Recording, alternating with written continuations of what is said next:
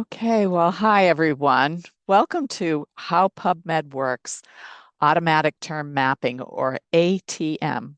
My name is Margot Malachowski, and I'm an Education and Outreach Coordinator for the network of the National Library of Medicine, or NNLM. I am in Region 7. My office is located at UMass Chan Medical School in Worcester, Massachusetts.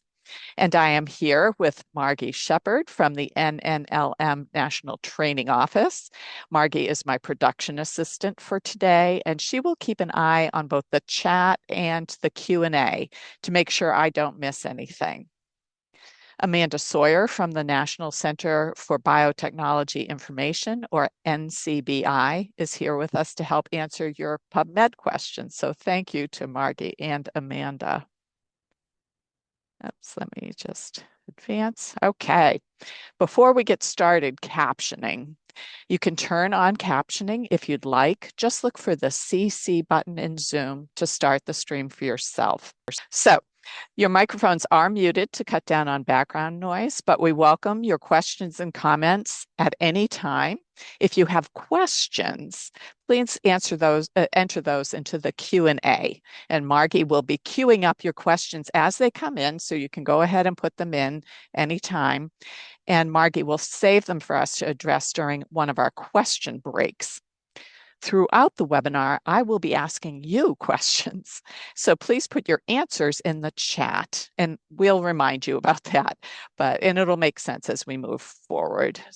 And when you're putting things in the chat, please post to everyone to ensure that both Margie and I can see your answers. Oops, this session is being recorded. After the recording is processed and ready to go, we will post it on the NNLM YouTube channel. And we will send an email to all the people who registered with the link to the recording. This class is eligible for 1.5 continuing education credits from the Medical Library Association. We will share a link to the class evaluation at the end of today's class. Completing the evaluation is your first step to claiming your continuing education credits. Now, your feedback on the class helps us improve future trainings, so please take a moment to complete the evaluation form, even if you're not interested in claiming the credits. So thank you. And lastly, we have a handout for today's session. We really call it like a guided note-taking. It is not required for you to complete the handout. You don't need to submit it to us. It's just to help you work through the class. Now, Margie put the link in the chat for the handout, and when you click on that link, it will download as a Word document to your downloads folder. So that's where you can look for it. Now, I have a few slides, but the bulk of the class is done through live demonstrations and hands-on exercises in PubMed. So depending on your computer setup, you might want to open another tab in your browser so you can join me in PubMed. I know some of you have 2 monitors, and that works really well for this situation. Or you can even use your phone for the exercises, or you can just sit back and watch. So let me just turn off my camera and do this, and we will move forward. Okay, so here is our agenda for today. I will start with some search tips from the National Library of Medicine about using the search box in PubMed. We will look in depth at search details. We will talk about how to search for phrases, which is one of my favorite topics. We will talk about the order of ATM operations and how it can affect your search results. We will look at the 3 ATM translation tables. And lastly, I will show you how to bypass ATM when it is not doing what you want it to do. Before I get into the search tips, let's define automatic term mapping, also known as ATM. ATM is PubMed's behind-the-scenes process that kicks in automatically when you enter terms into the search box without any sort of qualifiers such as tags or quotation marks. You don't have to do anything special to turn on ATM, which is great because ATM was developed to retrieve relevant results. So now let's look at some search tips from the National Library of Medicine. To take advantage of ATM, the National Library of Medicine recommends you follow these 7 search tips. 1. When you enter search terms into the search box, be as specific as possible. The more terms you use, the more narrow your search will be, with the fewer results you will retrieve. Focus on significant keywords. That is your good first approach. Now, 2, do not use any punctuation, such as quotation marks, at least for your first pass at the search. And this is especially true when you are searching using a mesh term or an entry term. If you put quotes around an untagged mesh term or an entry term, you will turn off automatic term mapping, and your term will not be searched as a mesh term, and your entry term will not map to mesh. I will show you an example in a little bit. 3, you do not need to use any Boolean operators such as and. PubMed will add those automatically. 4, there is no need to capitalize. PubMed is case insensitive. 5, PubMed can recognize and find phrases for you. I will show you where to determine if your phrase is indexed a little later. 6, the National Library of Medicine suggests you start your search without using search tags, such as in those square brackets TIAB, which stands for title and abstract, or in those square brackets author, because, spoiler alert, the tags turn off ATM. 7, and lastly, PubMed is smart, or at least the people who program it are. PubMed can distinguish between subject words, journal titles, and author names based on years' worth of data. We will go into great detail today as to how PubMed does that. With those tips in mind, we will walk through a basic search to get acquainted with ATM. This slide shows a screenshot of the search box in PubMed. It lets you do what some might call a keyword search, but in a sophisticated way because of how the search box is programmed. There's more than meets the eye. This slide shows a search for indigestion, abdominal pain in the search box.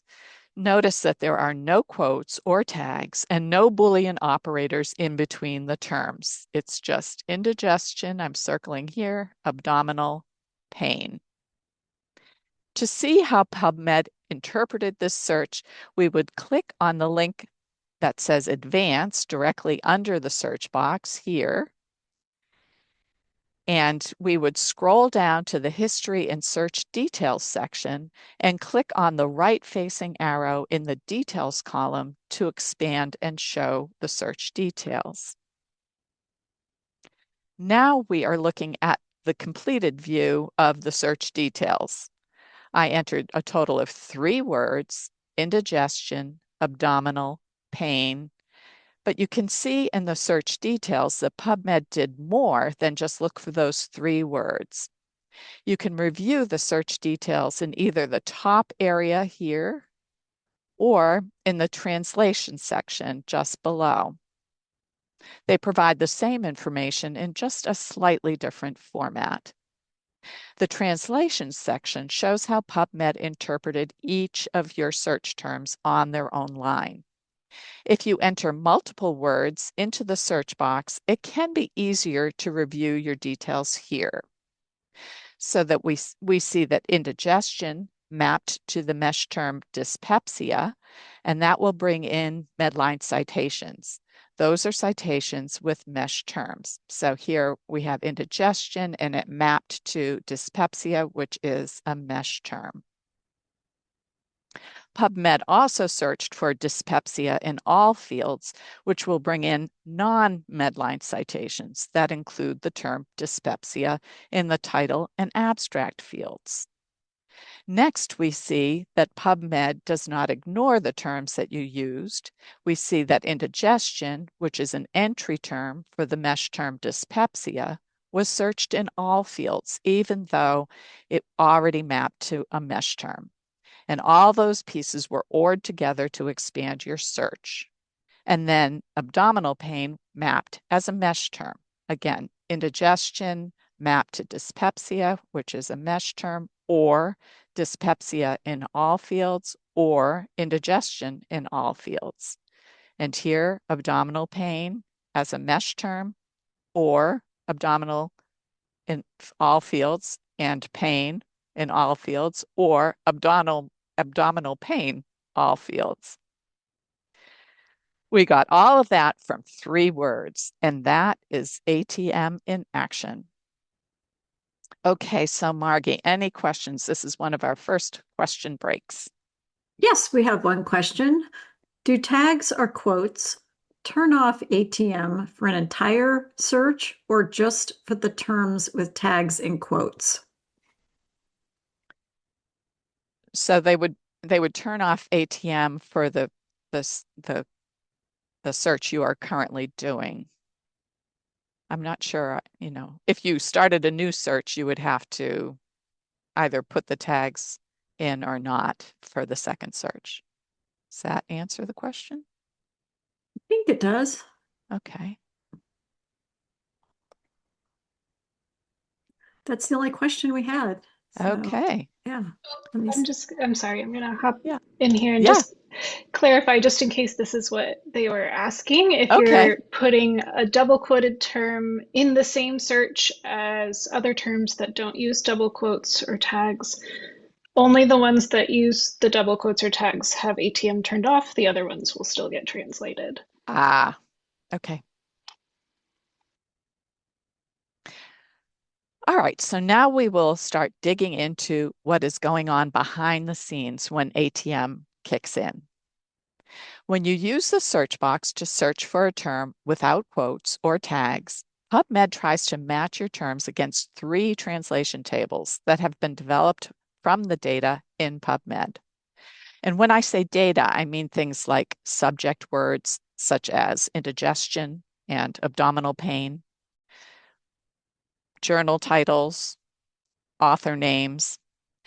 The National Library of Medicine refers to these as tables, but you might envision them as an index in the back of a book. The tables are lists of words, journal details, and author names that are indexed in PubMed. The 3 tables are subjects, journals, and author names. And that is the order that ATM goes in. And that is number 1 on your handout. What are the 3 translation tables? Subjects, journals, and authors. Notice the conveyor belt that we have at the bottom of this slide. It represents the automatic term mapping process. When you put your search terms into the search box, think of them as being on a conveyor belt that stops at each table in the order that we see on the slide, but it goes really fast, computer fast. ATM first tries to map your terms to the subject table. If a term maps to mesh, the term gets off the conveyor belt and processing on that term is complete. So on the slide we looked at earlier, indigestion and abdominal pain both mapped to mesh, so they got off the conveyor belt. All the other remaining terms on the conveyor belt proceed to the second stop, the journal table. The journal table is a list of all PubMed journal titles, not just Medline journals. If a match is found for a journal title, it gets off the conveyor belt and processing on that term is complete. Then, whatever terms are left on the conveyor belt will continue to the author table. If a match is found in the author table, the author name will get off the conveyor belt. If no match is found, then any remaining terms will be searched in all fields, which includes author titles, abstracts, and more. We have a link on the handout that gives a complete definition of all fields. PubMed looks in all fields to ensure that it doesn't miss relevant results. And remember, PubMed does not search the full text of a citation. Okay, let's take a closer look at the subject table, which is the first stop on the conveyor belt. Here is the first stop, the subject translation table. This table actually contains more than mesh terms. The subject table includes everything we see on this slide, and this is number 2 on your handout. I will let this display for a bit so you can jot these down on your handout if you'd like to. PubMed will look in these 9 places to try to find a match for your terms during this first stop. If you attended the mesh class last week, I covered most of these types of terms except for UMLS. UMLS stands for Unified Medical Language System. UMLS is a huge vocabulary made up of several vocabularies from varying disciplines.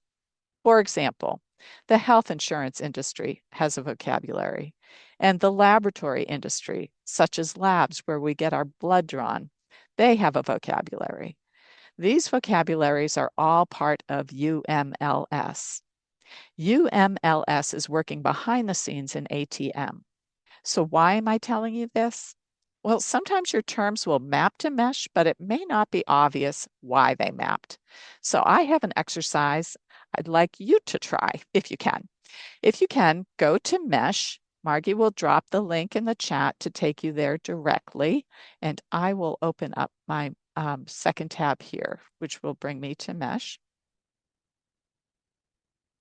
So once you're here in mesh, type in shin bone. 2 words, no quotes or anything. And first I'll have you search and scroll down to the entry terms and let me know, is shin bone listed? And you can let me know in the chat.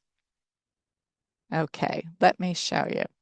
So if I have shin bone here and I hit search, and this has mapped to tibia. And if I scroll down to my entry terms here, I'm in the mesh record for tibia. I do not see shin bone. This is an example of mapping pulled in from the UMLS vocabulary. UMLS is too large to include on each mesh record.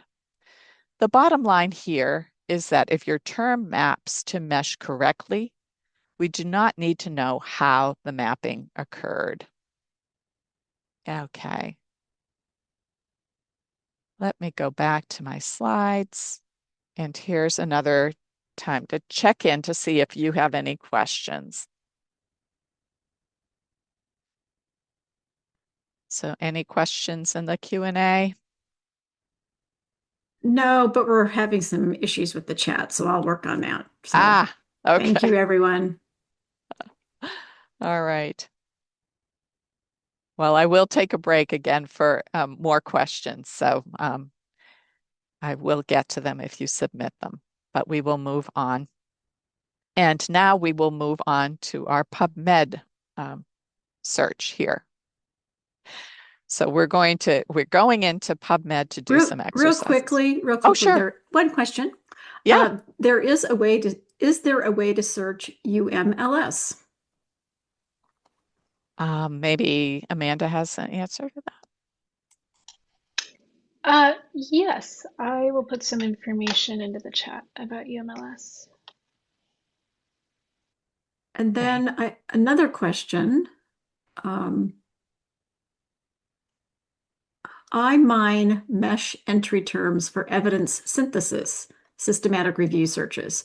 So it's a little unfortunate that I can't do that for the UMLS terms. So that's basically just a comment I would imagine. Okay. Okay, and then another question, can someone find these mesh terms in UMLS? And I'll be working on the chat Yeah. in the background here. Okay. Yeah, So I think Amanda's going to put some UMLS sources into the chat. okay.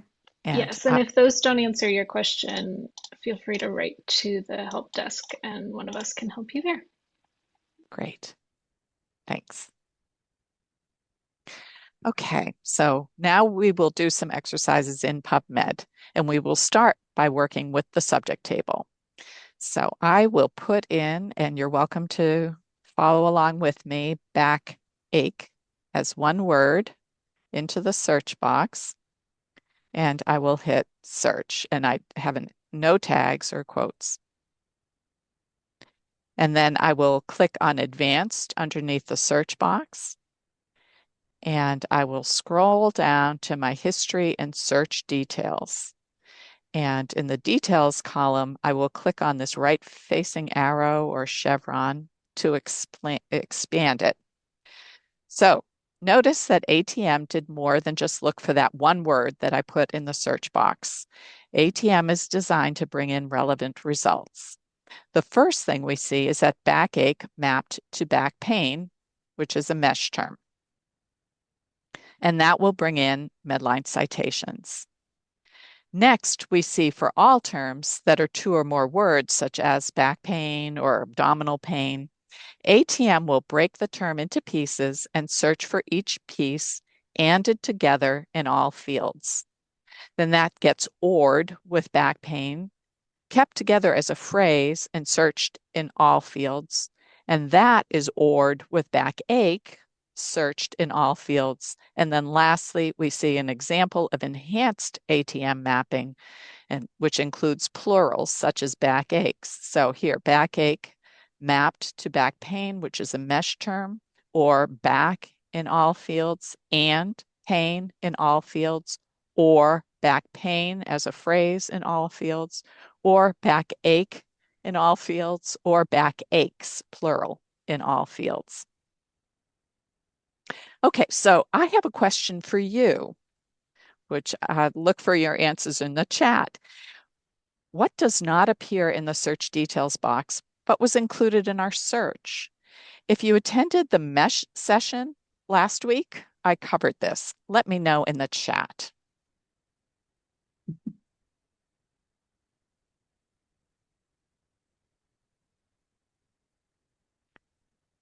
Oh, I see we were having some chat problems before.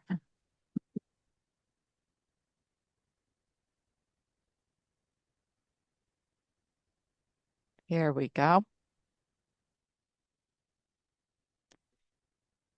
Yes, things below the term in the mesh tree, more narrow terms. Yes, exactly. Let's go to mesh to look this up. So I am back in mesh. I moved over to my tab with mesh. I will click on mesh in this gray section to give myself a fresh start. And I Uh, will, yeah, before you go back, we did have a request if you could scroll back and show what you did after entering backache rather in advanced. okay. Yeah, So, okay, I'll go back. I there we typed go. backache and then advanced is under the search box here, which brings us up at the top of the page is the advanced search builder. We will be looking at this more closely later. And then down to the search history, the history and search details. And it looks like this when you first land there and you click on this right facing arrow and it expands to our search details. Okay, so now I will look at backache in mesh. Backache as one word. And I am doing this to see what are the more narrow terms. So my first result is back pain. Again, backache mapped to back pain as a mesh term. And now I am on the mesh record for back pain. If I scroll down to my entry terms here, and further to our branches in the mesh tree, we see this term is in 3 different branches, but here the more narrow terms are failed back surgery syndrome and low back pain. This means we can expect that some of the citations in our set of results will include articles that have been indexed with these 2 more narrow mesh terms. This is done so you will not miss possible relevant results, and this feature is called automatic explosion. So to recap, we searched for a single term, backache, and that mapped to back pain in the subject translation table. And remember, once a term maps to a translation table, processing on that term stops, and PubMed will not look for it in any other translation table. And we will see why that is very important to know in just a moment. All right, so the terms that did not map to the subject table will continue on to the second stop. So who can tell me the second stop on the conveyor belt? Let me know in the chat.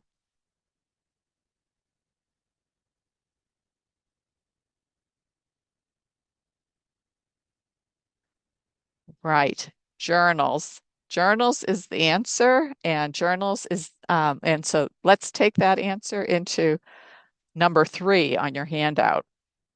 Let me pop back over to my slides and advance here. Okay. PubMed search box and ATM are programmed to recognize journal titles in 3 ways. The full journal title, the Medline title abbreviation, and ISSNs using the dashes. That is number 3 on your handout. ATM recognize full journal titles, the Medline title abbreviations, and the ISSNs with the dashes.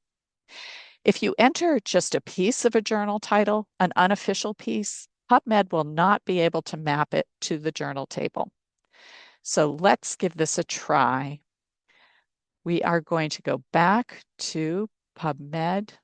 I will scroll up to the top of my page and click on the PubMed icon, which is on the right side of the screen, to get myself to a fresh start here. So if you'd like, you could join me. I will search on the New England Journal of Medicine, and I don't need to do caps. Journal of Medicine. And you don't need to capitalize, and I will hit search. So this is the official title, the New England Journal of Medicine. You can search for journal titles with or without that initial article, in this case, the, and PubMed will map to the appropriate journal.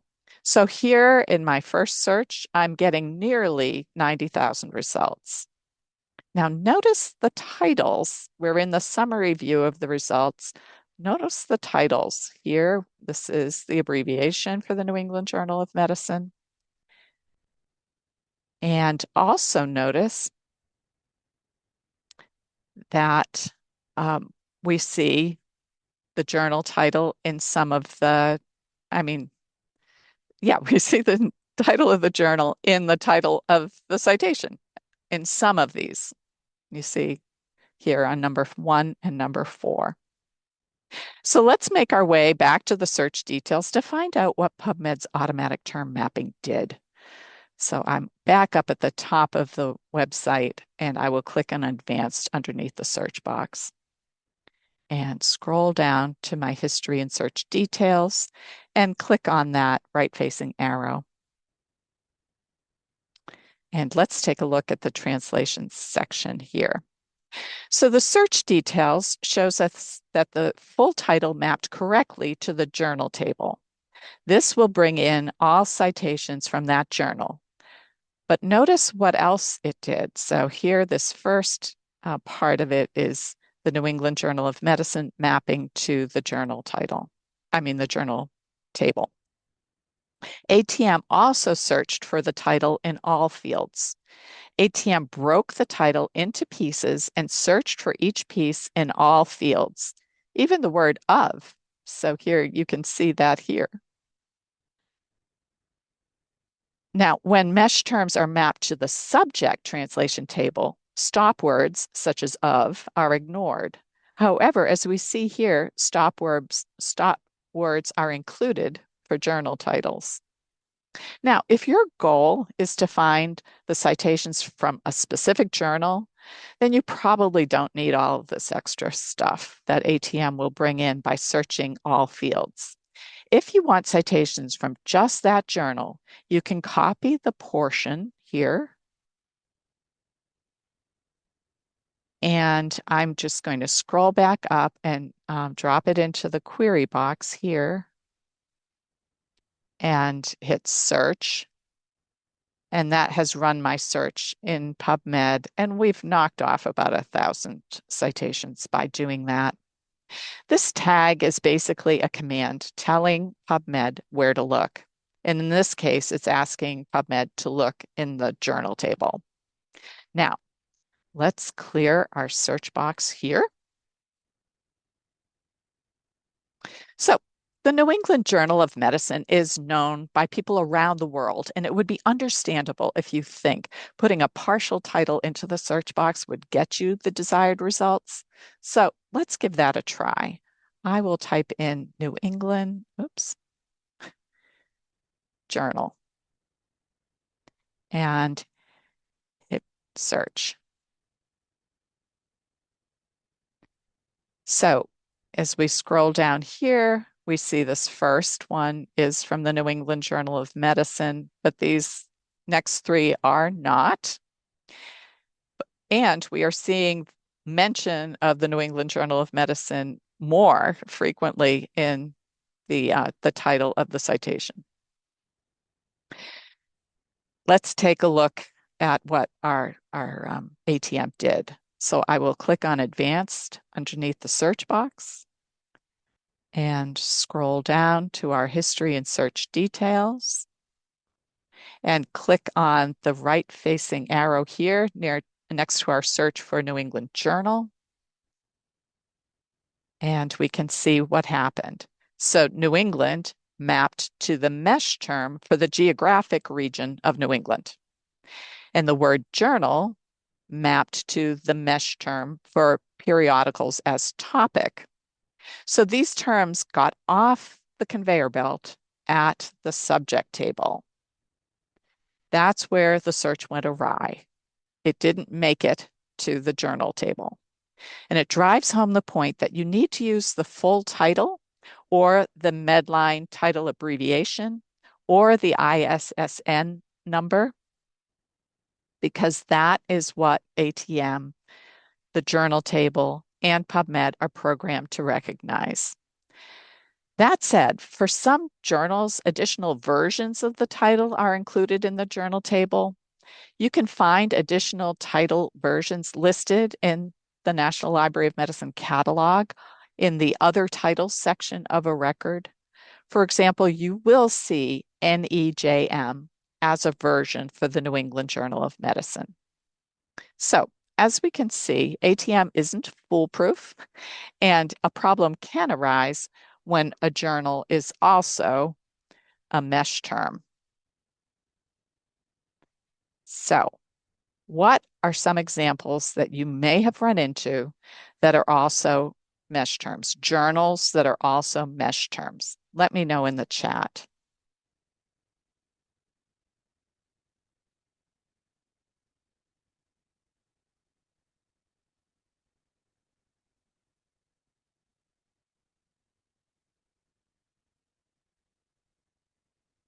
Circulation, blood, cell. Yes, right. You are getting it. All right. Let's see what ATM does when we search for the journal cell. So I'll come back up here. I'll use my PubMed icon to get me to a fresh page, and I will type cell into the search box. without any quotes or tags. And I will hit search. And we will take a look. And if we take an initial look at some of the titles of the journals here, we are not seeing cell. Let's go to our search details. Again, I will click on advanced under the search box and open up the cell. And so let me know in the chat what happened here.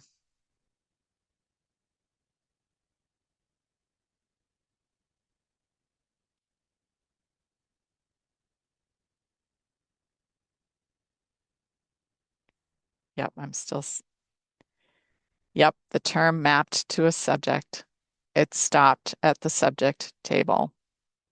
Exactly. So how can we turn off ATM for the search and force PubMed to look for our term as a journal title? Do you have any ideas on that?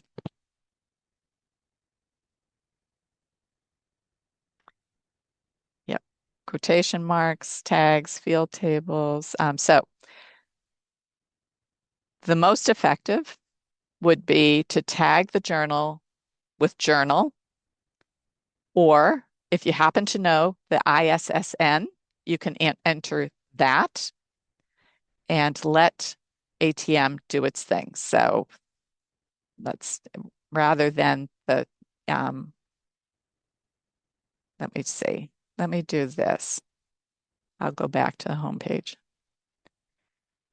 Rather than the quotes, if you know the ISSN, 928674 is the ISSN, and then we are seeing here cell, cell, cell.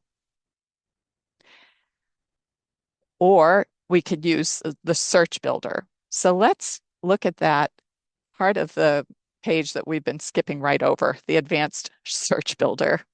We can choose over here from these all fields, you can choose here, journal, and enter your term here, cell, and then hit add, which brings it down to our query box. And here we have cell in quotes with the journal tag, and then we hit search. And that will also get us cell here. So using that field selector is basically the same as using a tag. It just is telling PubMed where to look. All right, so let me go back to my slides. So here's another time for us to take a look at your questions before we move on to author names.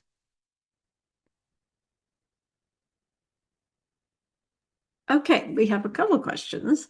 Okay. The first one, what role do author keywords play in term mapping? I So, can jump yeah. in here. So in terms of the translation of your search, author keywords are not necessarily informing the translation tables. We use controlled vocabularies like mesh and other vocabularies from UMLS for the translation table. However, when you are searching in all fields, or you're searching with a search that's been translated by automatic term mapping, if an author has included those terms, the translated terms or your search terms in their keywords, then those citations are going to be returned by your search. So we always encourage authors to be as thorough as possible when supplying their keywords to their journals, with their publications. Anything that describes the topic of your paper and that you would expect someone to be able to find your paper by searching with, then that makes sense to add that as a author keyword on your citation, so that then the journal sends it to PubMed as well. Great, thank you so much, Amanda. Here's another question. If I use Entree for search, does this automatic translation still work at the back end? So I'm assuming that's within NCBI. Yeah, so Entree is, I assume you're referring to our eUtilities API that you can use to search PubMed, and the answer is yes. Your searches are translated. I will add a reply to your question that gives an example and where you can look to see the translation when you get your eSearch results back from Entree. Okay. And another question, does ATM match to sort by best match, or how is best match sort configured? So best match, you can think of your sort order as completely separate from best match. Your sort order just determines what order your results show in, but it doesn't change the number of results that you get. It just changes the order that they show in. Best Match has its own algorithm that determines the relevance ranking, and I will drop a link into the chat about how Best Match works as well, because that could be its own class. It's complicated, and there's over 150 different signals that go into determining what is most relevant to your search. Okay, that concludes the questions for now. Okay, great. All right, let me start this section by asking the group a question. How many of you have tried to find all citations by a particular author in PubMed? Let me know in the chat. You try to look for all the citations. Yes, yes.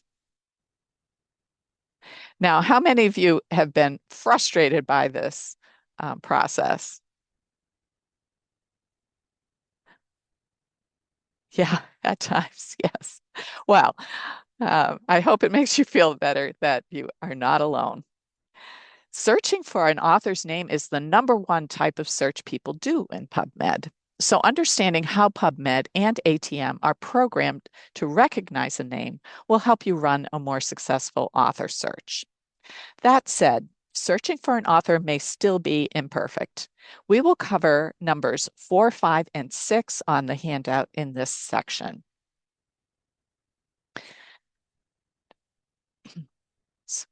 There we go. All right, the author table contains all author names going back to at least 1946, and that is number 4 on your handout. Author names go back to at least 1946. If you wrote an article that's indexed in PubMed, your name is included in the author table. It does not have to be a Medline journal to be included. The National Library of Medicine suggests searching with the last name and the first initial to run the most comprehensive search, and that is number 5 on your handout. NLM suggests searching with the last name and the first initial. However, you can use up to 2 initials because the author table is formatted to accept up to 2 initials. But there will be 2 initials only when that information has been provided by the publishers. It's important to remember that all citation information comes from the publishers. You can search for an author's full name in natural or inverted order, but this will run a less comprehensive search, and I will talk more about inverted name order in a moment. But first, who can tell me why searching with the full name is less comprehensive? And hint, the answer is on the slide. Why would it be less effective to search for the full name?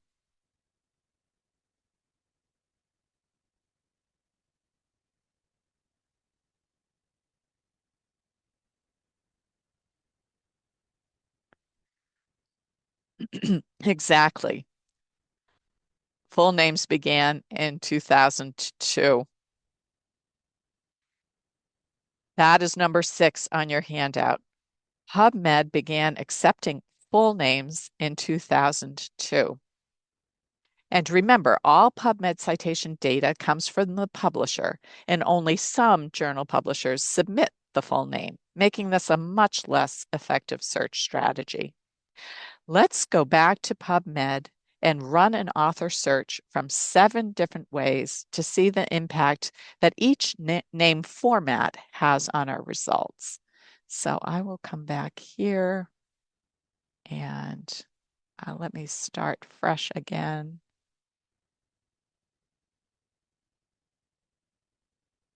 For our first search, let's start with a full hyphenated name search. We get a lot of questions about how PubMed handles a hyphenated name. The main thing to know is that PubMed ignores the hyphens. So you can use the hyphen or not use it.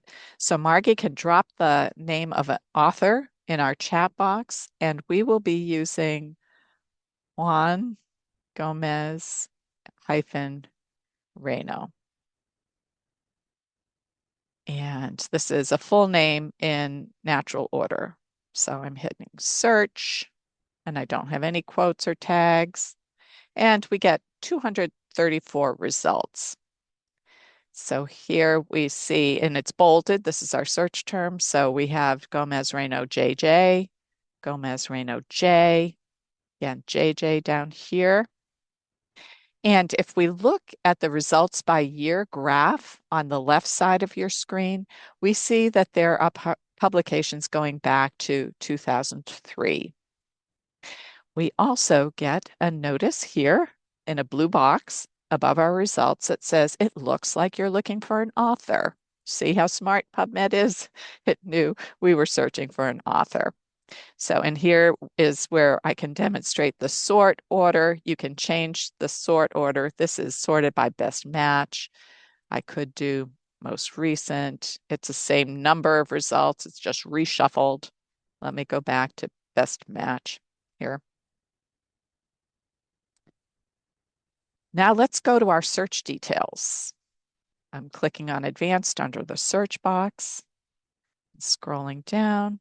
Here's my search for Juan Gomez Reno, and I'm opening that up. So if we look in the translations area, we see that this is what it looks like when a name is mapped to the author index. We see the full name, tag after um, the name that we put in. We see the full author name, and then we also see full investigator name. Now, investigators are people who help with the research, but not with the writing of an article.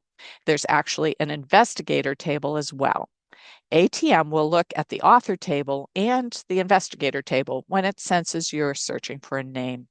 You don't have to do anything special. The format for searching an investigator name is the same as searching for an author name. So notice the variation in the comma placement for this name. That comes from the publishers. So here we have a comma after Reno, and in the second version, we have a comma after Gomez Reno. Remember, all citation information comes from the publishers. They upload it directly to PubMed, and the National Library of Medicine does not run checks. Now, if you see an error in PubMed when you're doing your searching, you can let PubMed know. But PubMed, but NLM does not do a quality control on the publisher data. Now, what might be missing in this search because we used the full name? Again, tell me in the chat. What might be missing?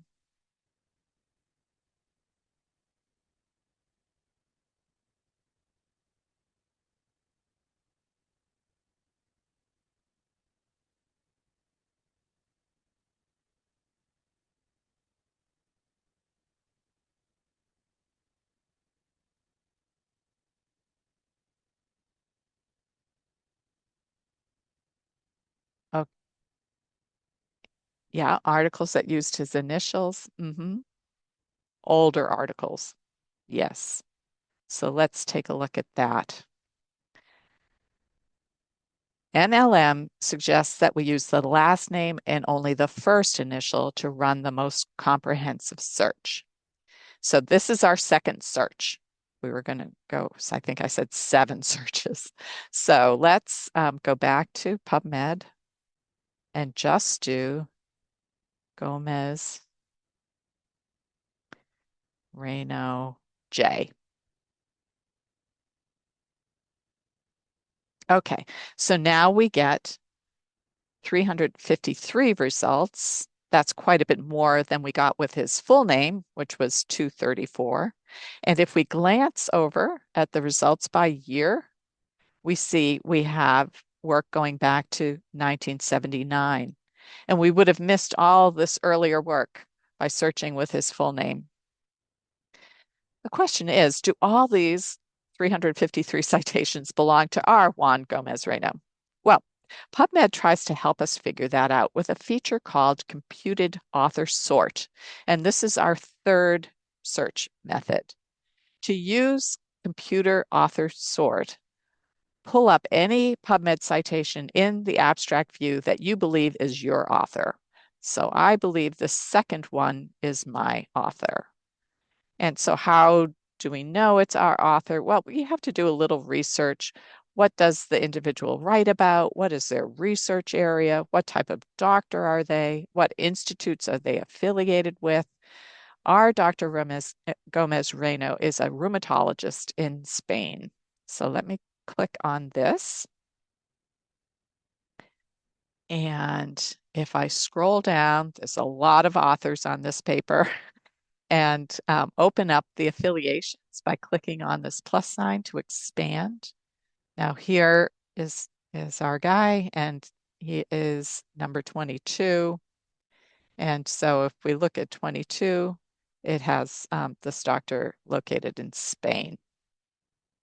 Now, if we come back up to this list of authors and click on Juan Gomez Reino,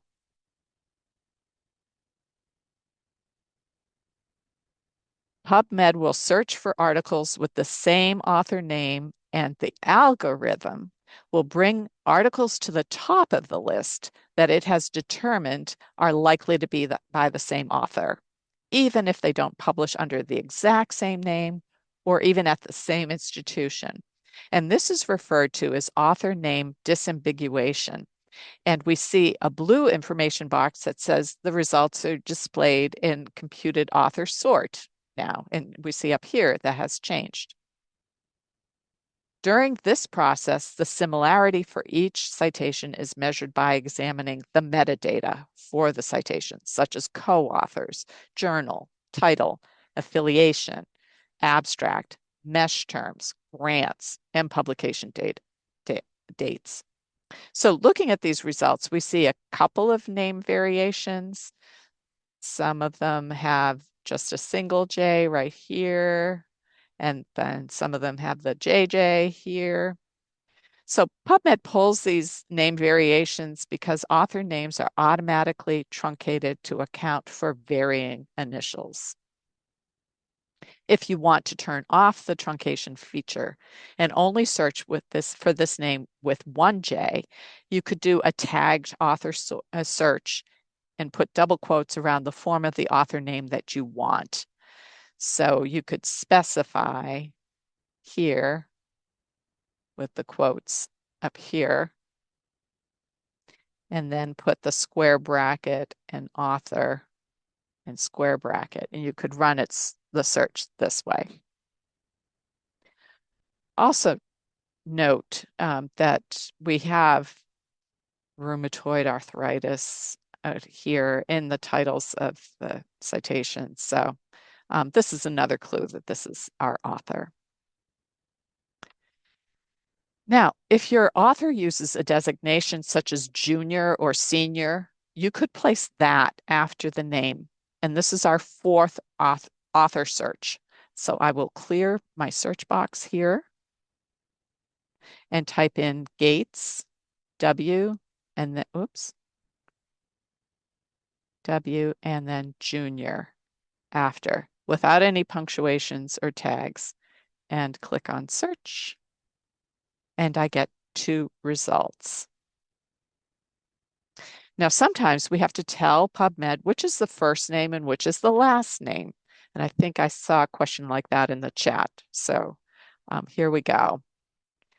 So, for example, Ryan James. Is it Dr. Ryan James or Dr. James Ryan? In this case, we can use a comma. So this is our 5th author search. We can search for Dr. James Ryan by entering the last name Ryan, oops, and then comma, and then James. And we hit search. And then when we look at our advanced underneath here to see our history and search details, and click on the arrow in the details column, we see that ATM kicked in even though we used a comma. It has been programmed to recognize this punctuation situation. So we have the comma here, searching for James Ryan in both the author and the investigator tables. So, and for our sixth search, I will be talking about ORCID, which I also briefly saw in the chat. So you may be familiar with ORCIDs. The acronym stands for Open Researcher and Contributor Identifier. One of the things that computer author sort looks at is the ORCID. ORCID provides a persistent digital identifier that you own and control, and that distinguishes you from every other researcher. ORCID.org is a nonprofit organization that allows anyone who participates in research to be uniquely identified using a free ORCID. PubMed began accepting ORCIDs in 2013, but they did not go back and add it to citations. And just like any other PubMed data, they are supplied by the publisher if the author supplies it to the publisher. So if PubMed receives an ORCID, it will be included in that citation. If it is not submitted by a publisher, PubMed does not go looking for it. This means that PubMed will not aggregate all of an author's citations based on ORCID. Let me repeat that. PubMed will not aggregate all of an author's citations based on ORCID. So let me show you two ways you can search with an ORCID. So let me start again, a fresh start here. And I will put in an ORCID, which is 0000 dash 232 and 6608 and 4302. This is my ORCID. So when I put that in and I hit search, I have two citations in here. Now we can also search for ORCIDs in the advanced search builder. So to make the, oops, sorry, wrong thing. Now I was going to cut and paste it, but now I have to type it in all over again.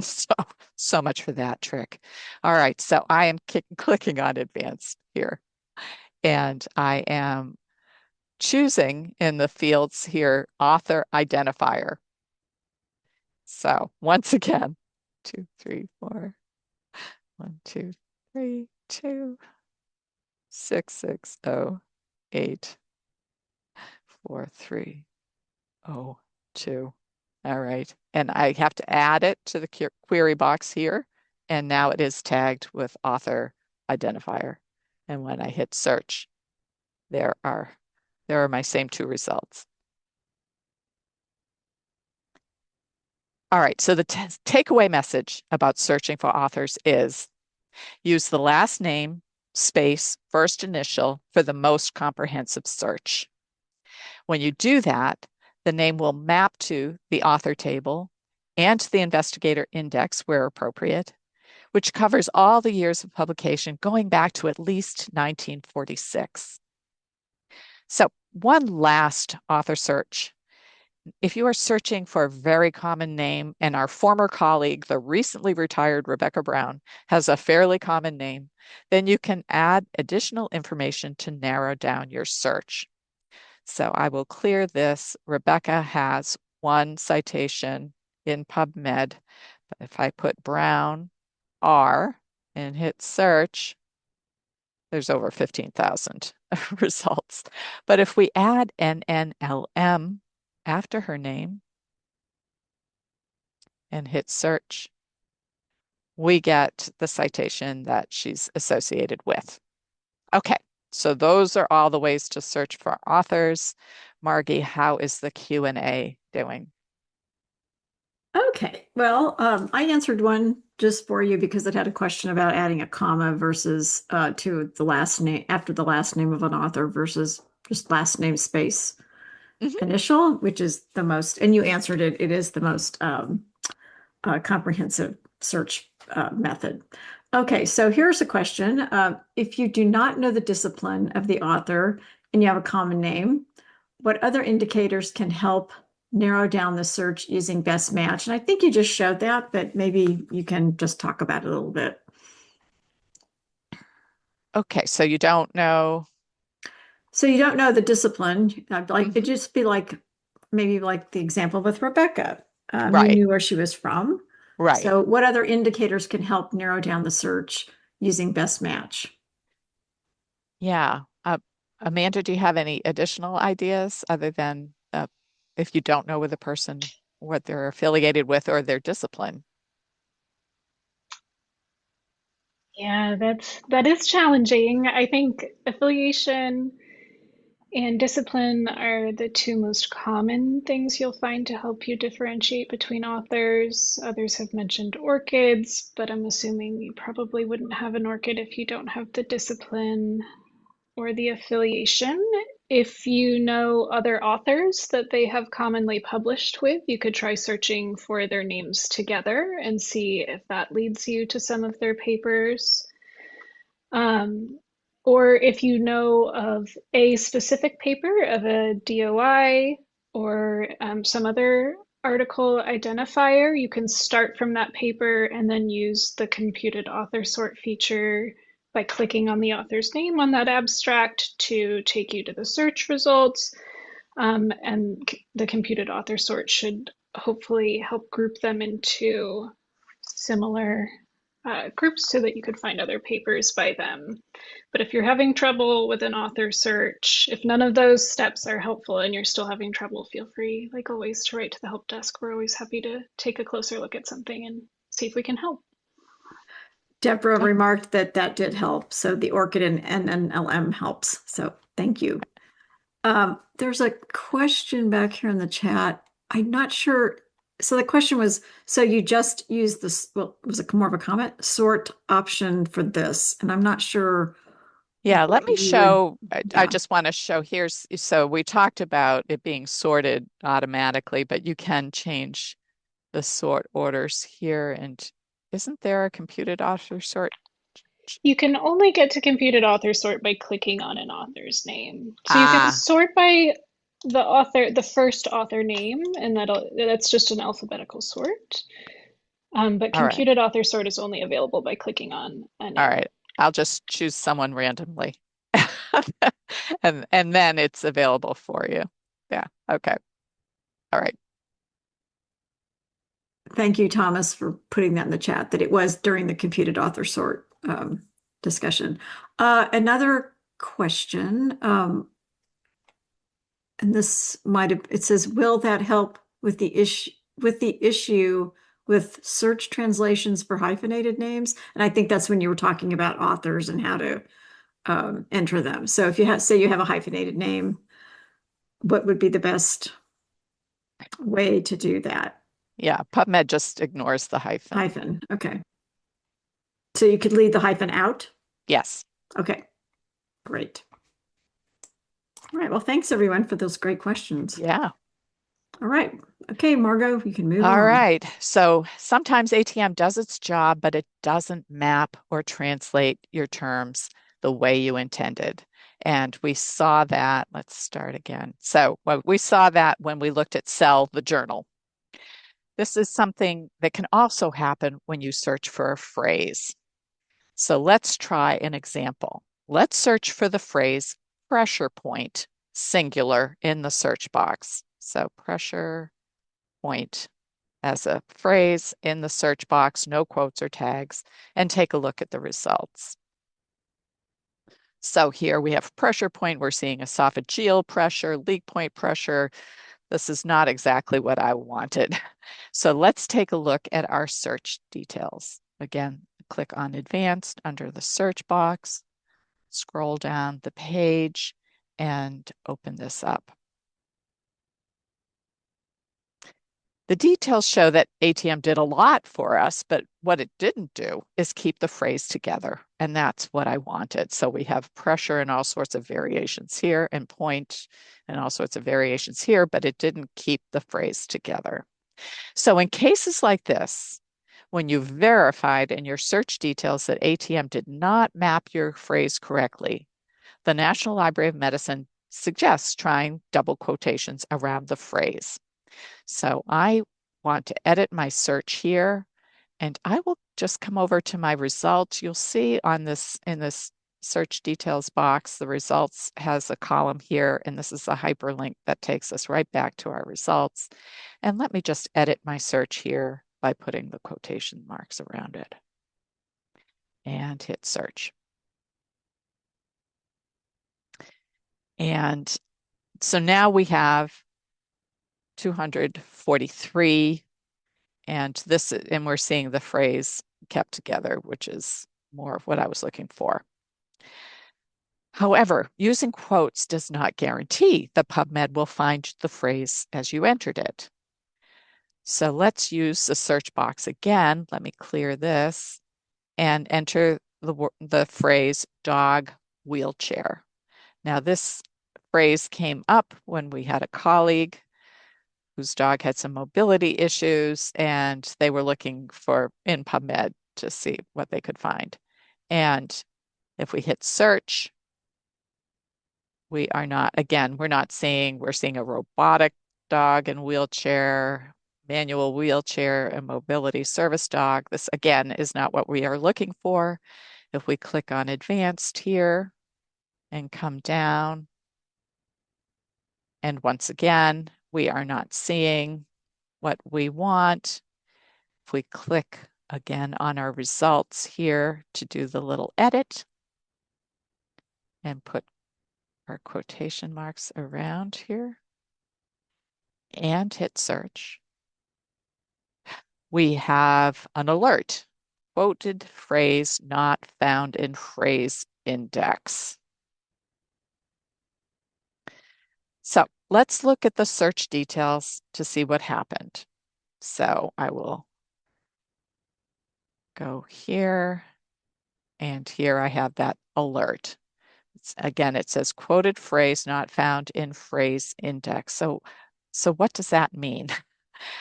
Well, PubMed handles phrases differently than other databases. PubMed maintains a phrase index, or a list of phrases that appear frequently in biomedical literature. And this brings us back to our handout. This is number 7 on your handout.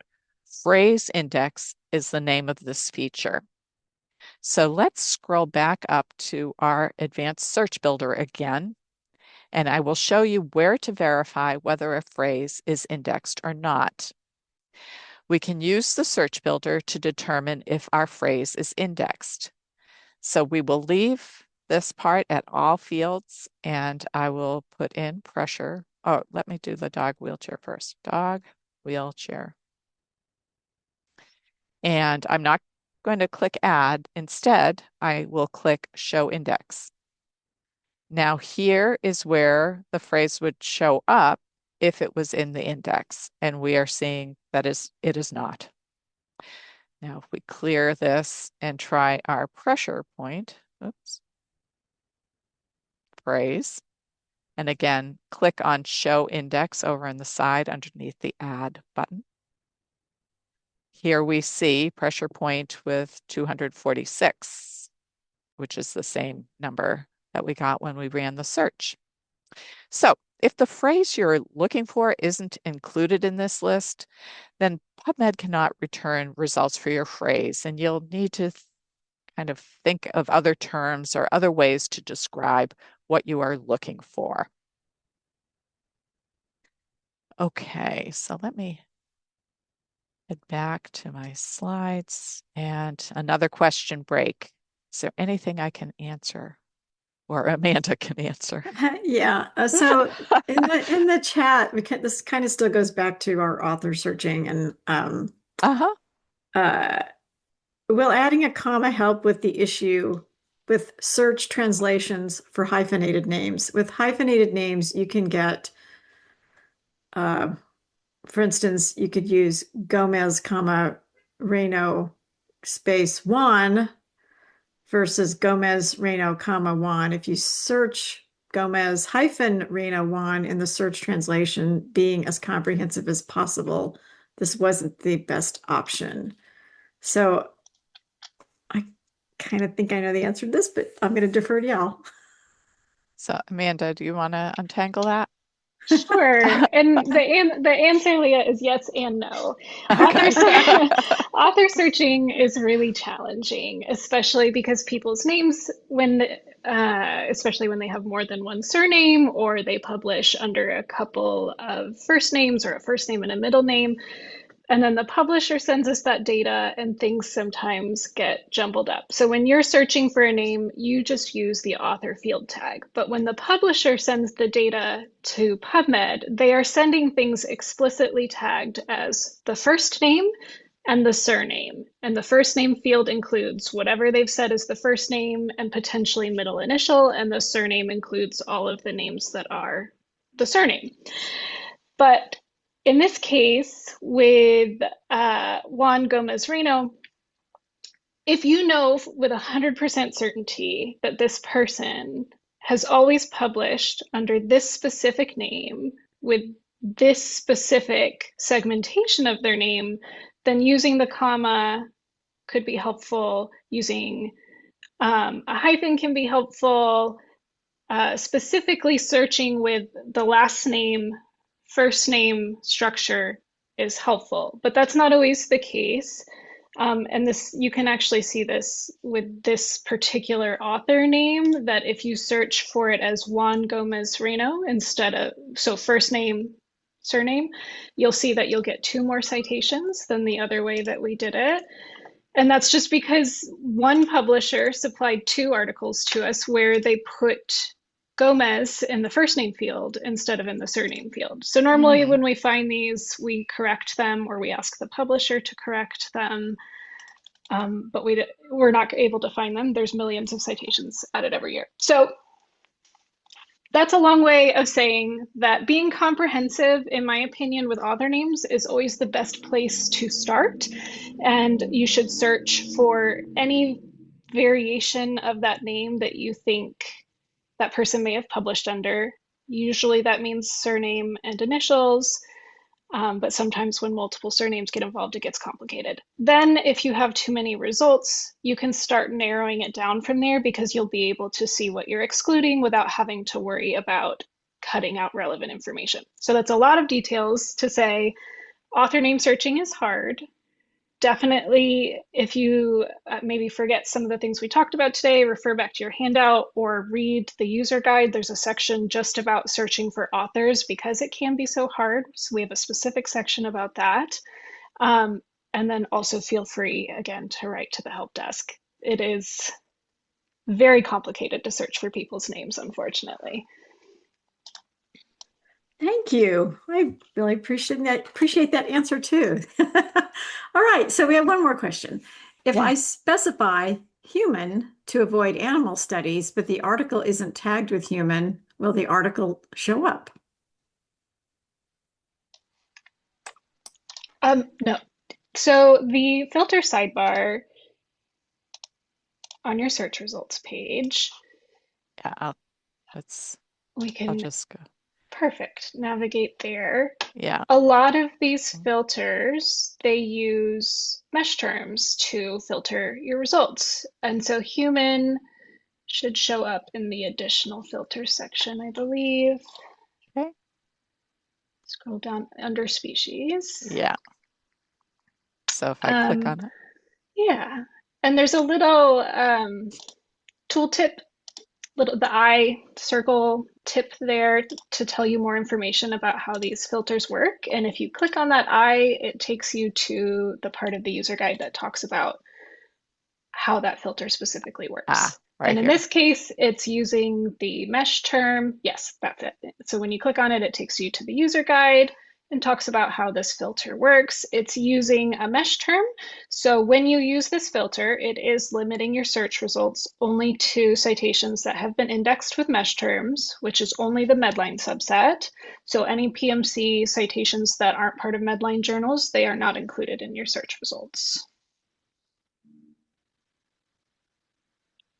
Okay. Well, we don't have any more questions right now. Okay. Those were good ones, though. Yeah. And I said this earlier, but if you ever see something that you think is a mistake in a citation, you can let the National Library of Medicine know through their, you could submit a ticket there. Okay, we're just about done. So let's talk about how to turn off ATM when necessary. So we've covered much of this already. You could jot these down on your handout. So first, you can use quotes. Quotes will sometimes work to keep a phrase together. That worked with pressure point. But remember, when you put quotes around a mesh term or an entry term, it will turn off ATM. You can also use tags like we did with our cell journal search. We can use the advanced search builder to search by field. I did that for my ORCID. You can also use the single citation matcher, which lives on the homepage of PubMed, which is basically the same as using the advanced search builder because you are searching by a specific field. And lastly, you can use proximity searching. So we don't cover proximity searching in this class, but there is a link on your handout, or one or two links on your handout about proximity searching. So that wraps things up. If you are interested in continuing to learn the ins and outs of searching with searching PubMed, there is an on-demand class that covers how to adjust your searches based on vocabulary changes that occur over time. And I've included the link to the registration for the on-demand class on the handout. You can also be notified of new classes when they're added to the training calendar by subscribing to our weekly new class email. And there are instructions on how to sign up on the handout. And so lastly, Margie has the evaluation link for today's session, and we'd love for you to be able to complete the evaluation, even if you're not interested in claiming the credits. We do read your feedback. If you are claiming CE, completing the evaluation is your first step. After you complete it, the CE code to use on the Medical Library Association website will appear. So thank you very much for joining us today to learn about automatic term mapping.